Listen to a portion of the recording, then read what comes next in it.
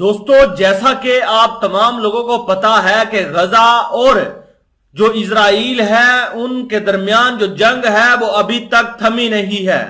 لگاتار غزہ والے اسرائیل کے اوپر اپنے خطرناک میزائل داغتے ہوئے جا رہے ہیں اور اسرائیل کا جو ایئر ڈیفنس سسٹم ہے وہ ان میزائلوں کو روکنے میں بالکل پوری طرح سے ناکام رہا ہے۔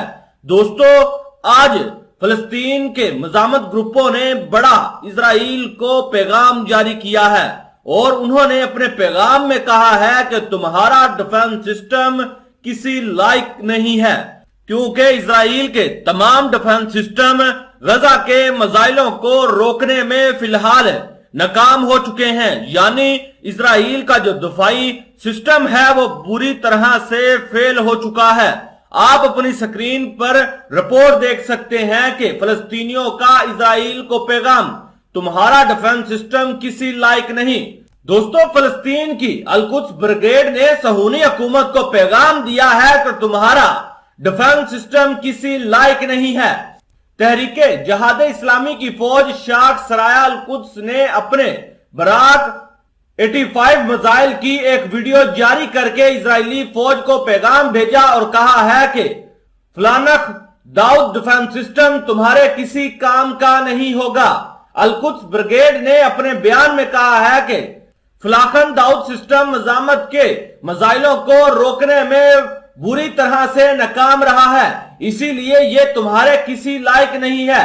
فلسطین کی تحریک جہاد اسلامی کی عسکری شاخ سرایہ القدس کے میڈیا ڈپارٹمنٹ نے براق 85 میزائل کے بارے میں ایک ویڈیو شائع کر کے صہیونیوں کو عربی اور عربانی زبان میں پیغام دیا ہے۔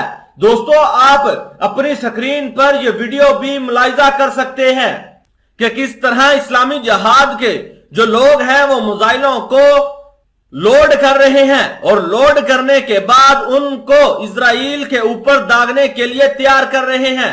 دوستو اس ویڈیو میں آپ یہ بھی اندازہ لگا سکتے ہیں کہ ان کے پاس کتنی جدید ٹیکنالوجی آ چکی ہے اور ان ہتھیاروں کا کنٹرول وہ خود اپنے لیپ ٹاپ کی مدد سے کرتے ہوئے دکھائی دے رہے ہیں۔